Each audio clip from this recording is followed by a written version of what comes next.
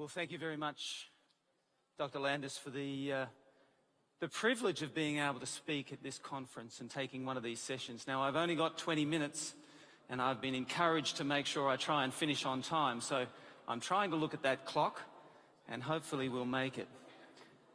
Now, as I look at it, probably one of the things that some of the people in the audience will be doing is thinking, it's about time for my coffee. Mid-morning, had the first one to wake up, second one coming around about the 10 o'clock mark. Before I start, one of the important things to mention this morning is that I want to help you understand the topic. What I'm not interested in doing is telling you what to do. Does that make sense? If I can help you understand it, then you can make the decision yourself.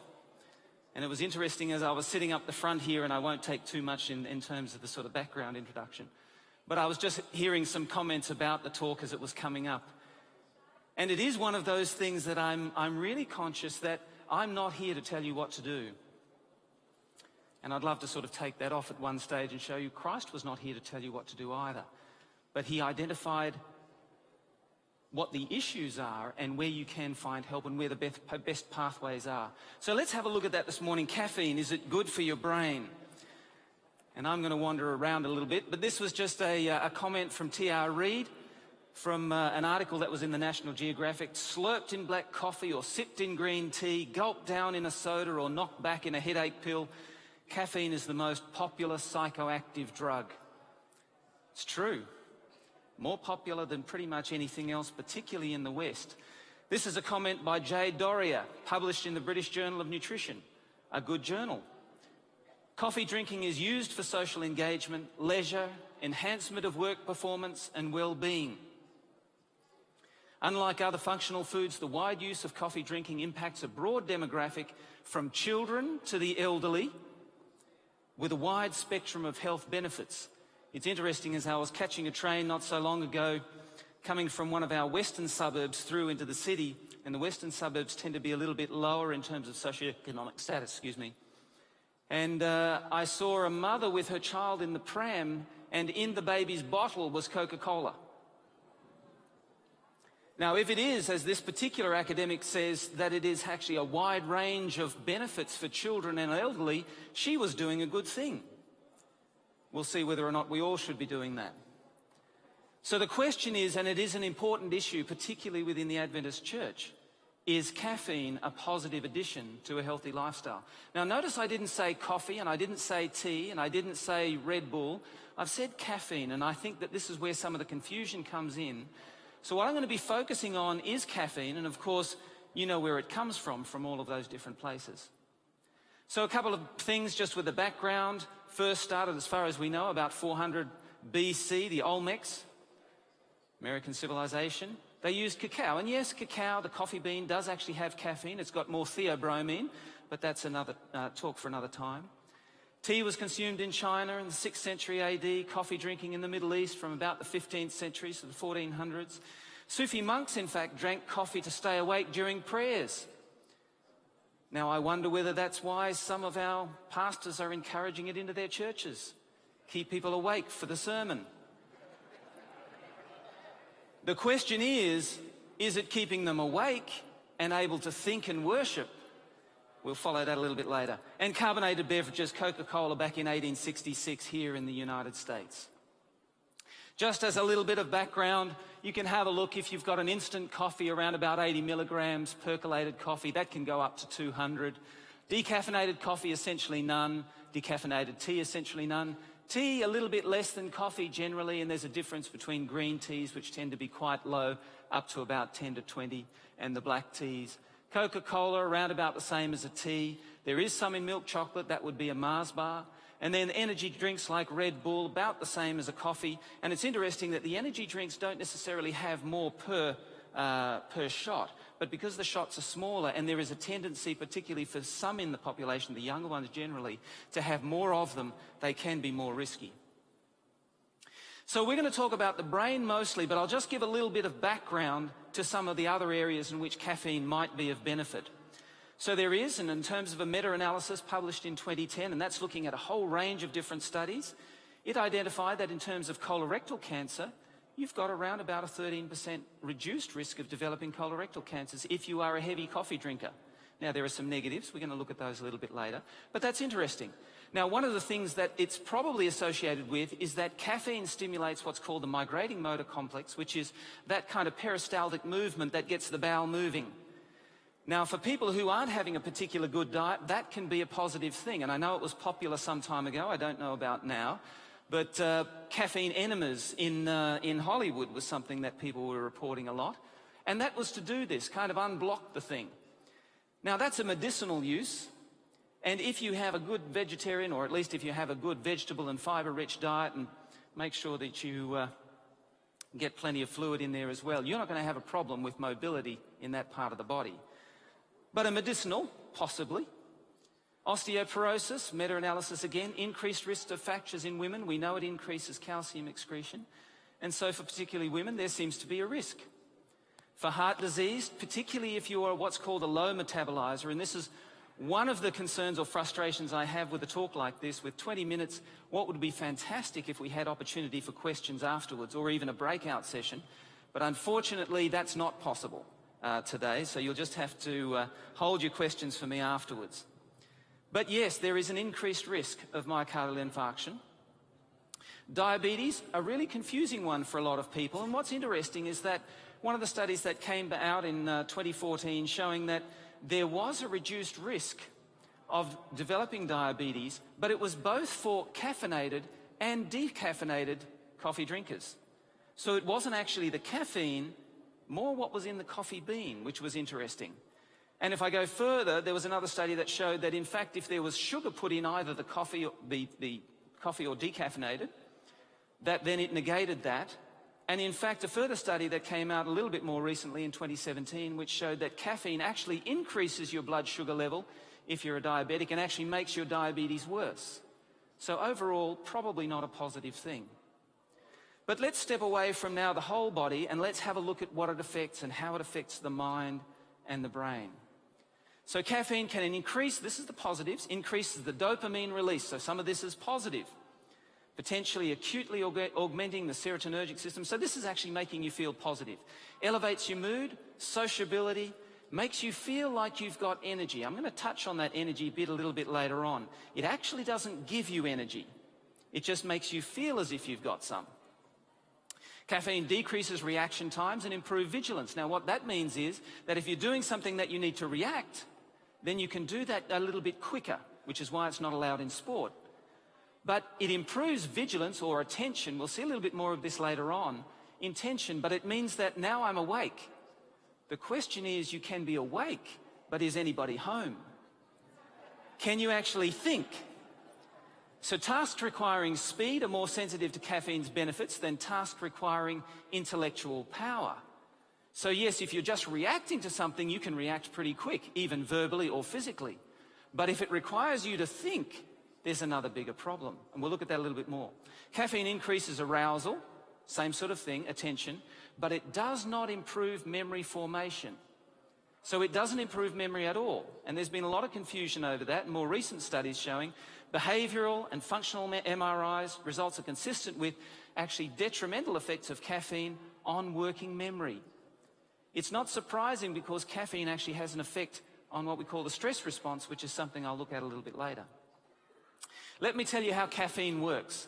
Now, there will be a number of people in the audience here who know about adenosine, or adenosine triphosphate. Now, I'm going to give you a little bit of biochemistry and some neurophysiology. Now, you're going to be able to follow it, but you have to get this first bit.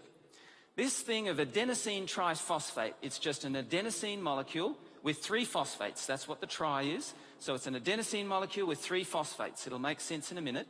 What you had for breakfast, particularly the carbohydrates, the sugars, and the little bit of fat, which I'm sure most of you didn't have. But those 3, or at least that is converted by the body with the oxygen, a couple of other things, and some amazing biochemistry. It converts it into a currency the body uses for storing energy.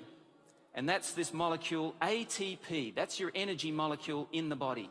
And when the body needs a bit of energy, it'll pull off one of these, and it'll become adenosine diphosphate. When it needs a bit more, it pulls off another one, adenosine monophosphate. And when it pulls off another one, it's adenosine on its own. Let's just have a look at that briefly. So adenosine triphosphate, that's what the body's made out of your breakfast. And in fact, you make about your body weight in adenosine triphosphate a day. So adenosine triphosphate, need a bit of energy to do lots of different cell functions, pulls that phosphate off, it becomes adenosine diphosphate, a little bit more, pulls another one off, adenosine monophosphate, and then pulls a bit more, you're left with adenosine. No more energy left. Now let me just pause for 1 second and just say to those people who are biochemists in the audience, I recognize that there are ectoenzymes and other things that will actually produce adenosine. But essentially this is pretty much the main gist of it. So when we've got adenosine, what's that telling us? We've essentially need to get some more adenosine triphosphates, don't we? And we need to make some more, reconvert it. Body's got a brilliant way of doing it. So it's now down to adenosine going, I need some more energy. So adenosine goes from there and binds onto adenosine receptors that are actually floating around the body in multiple different places, binds onto those adenosine receptors, and then puts you to sleep. So there's a couple of things. They're what's called A1 and A2A, but don't get too tied up with that. But it has a sedative effect in the brain. So when you're running out of energy and you need more, it activates these adenosine receptors, and so the brain actually goes, oh, it's protecting the brain, and it's going, I need to suppress some of that neural activity, and I need to increase blood flow to the brain. Why is it doing that? Increasing blood flow because that's where you're going to get more of the nutrients and more of the things, more of the oxygen that's required in order to make more of your adenosine triphosphate. Does that make sense? Okay, so it's a good thing. The only trouble is that sometimes you'll get that, you know, when you're tired, you've been working too hard and your head starts to throb. That's because of exactly this. The adenosine triphosphate has, adenosine has gone up, and it's increased that blood flow, and now you're getting a little bit of a headache from the blood flow. Most of you would know that if you took caffeine at that point, that actually that headache would go away. And there are some people, and let me just step off a little bit too, if people have migraines that are caused by this increase in blood flow, and it's not all of them, that taking caffeine can sometimes work again in a medicinal way. So what's happened? All right, so adenosine goes up. Now if we take caffeine, caffeine actually blocks those adenosine receptors. If it blocks those adenosine receptors, then the body thinks that in fact, oh, there's no adenosine around. So instead of being asleep, you're wide awake. But has the body got more energy? It doesn't have any more energy at all. It's like driving along and you're seeing the light come on, the gas light that says, oh, I'm running out of gas, I'm running out of petrol. And so instead of stopping over to a petrol station and getting to a gas station and filling up, in fact, you keep driving, you put your hand over it and just go, no, I'm okay, thanks. Eventually you're going to run out. Now, in fact, this is exactly what caffeine is doing. It's not giving you anything. It's just tricking the body to think that you actually don't have a problem. So studies indicate that caffeine can produce anxiety, jitteriness, upset stomach. Caffeine exaggerates the body's response to stress by increasing heart rate and blood pressure. For a lot of people, that's not a good thing, and I would argue that for most. Caffeine can also induce this stress response, adrenocortical response, even during rest, and that's outside of having any other stressful challenge. You just feel more stressed and anxious because you've taken the caffeine. Caffeine is linked to an increased anxiety and depression, even in children, and particularly in adolescents. I'll look at that a little bit more. So caffeine unquestionably exacerbates or increases stress. What about sleep? Unfortunately, it actually makes it longer for you to get to sleep, and it seems to be worse even for those in middle age and older age than it is for those who are younger. So if you're taking caffeine, and the next one will show that even just if that's anywhere within 6 hours of when you would normally go to sleep. So it is a problem if you're taking it after lunch. Increased caffeine use in adolescents increases in fact, they don't get to bed as early and they don't stay in bed as long. And unfortunately, it also decreases this thing called slow wave sleep, which is a marker of deep sleep. Now, is deep sleep important? Deep sleep is. Sleep is one of the times, and again, it's a great other talk, because sleep is one of the times that the body is actually essentially doing a lot of your regeneration, restoration, and repair. Now, adolescents are doing also, they're growing in that period of time. We'll look at that shortly.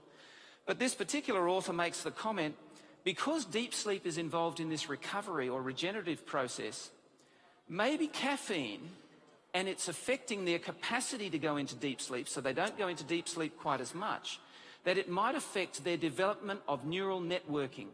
Now, why is that important? It is a very important time in adolescence. Let me just show you a little bit in terms of the brain development. So the green is immature, the blue is mature, and you can see that it's maturing from the back to the front. The frontal lobes are the ones that we do all the thinking, and that's the ones that actually help you control your decision making. That's your moral decision making, your intelligence, your creativity, all happening in the prefrontal cortex. Notice that it's still developing in adolescence, starting around about here and moving forward, not really finishing until around about the ages of, well, for girls it tends to be in the 20s. For boys it may be up even as far as 30. And people have argued that's because girls are smarter. And I say, well, no, that's because boys have bigger brains. But a discussion we can have later on. But the point is, there's a really important time during adolescence. The two times is when the first couple of years after birth. The second time is during adolescence, where is this incredible synaptic explosion happening, where the body is trying to rewire itself. And it's rewiring in relation to a whole lot of inputs, and particularly in adolescence, it's all those secondary sex characteristics with the hormones and everything. So you're trying to wire that brain up. If you give it something that's going to prevent that wiring, can you affect not only their intellectual ability, but also their emotional intelligence? And I would argue possibly even the emotional intelligence more so. What about caffeine and newborns? It's been known for quite a while. This is a study published quite some time ago showing that the more caffeine a mother had, the smaller the baby, so low for birth weight. And in fact, depending on how much you had, it was sort of a dose response. A more recent study being published in just this year, showing in a larger cohort of women in Norway, 67,000, showing exactly the same thing. So the more caffeine you have, the smaller the baby tends to be. And the argument has been that this has been something associated with developing the child overall. But there's papers that have come out within the literature, particularly animal studies, showing that exposure to caffeine during pregnancy affects the construction of activity of those cortical networks. In other words, again, the brain's wiring. And it actually significantly reduces it. Now, the ethics of doing that on newborn babies and on mums is actually probably insurmountable. So we may be able to never answer that question directly within the adult, or at least in the human. But I think that the argument is fairly strong, that you almost certainly, we know that the babies aren't growing as big, and it would be naive to think that that's not affecting the central nervous system as well. What about executive function? What about the prefrontal cortex? This study that was published back in 2015 asked the question, does acute caffeine ingestion, just a cup of coffee, alter brain metabolism? And they looked at young adults in this particular case. And a couple of things they found, that yes, there was a pronounced decrease in what's called cerebral blood flow. So the blood flow to the brain was decreased as soon as you have that cup of coffee. Now you're thinking, all right, well, does it matter if the blood's not getting to the brain? If you don't get blood to the brain, do you think as well? You don't. And this is exactly what's happening.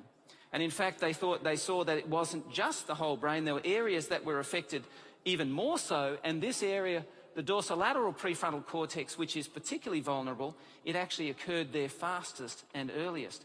And let's just have a look and see some of the things that dorsolateral prefrontal cortex does. It's involved in those higher order functionings, things like switching attention from one thing to another, choosing, maintaining abstract rules, in other words, thinking about abstract principles and then applying them, and inhibiting inappropriate responses. Now, I work in a university, young people there, it's always nice to have something that is going to inhibit inappropriate responses. And I think if caffeine is having an effect to reduce the capacity of a person, young or any age, to inhibit their inappropriate responses, then I suspect it might not be positive. But what about all of these creative people who seem to use caffeine in order to enhance their creativity? In fact, there's some fairly recent studies that were done in order to demonstrate that, in fact, coffee drinking or caffeine intake was going to increase creativity. One was done, so creativity, just problem solving in a novel way, and you need that frontal lobe to do that. One came out of one of the universities in Texas, and what did they find?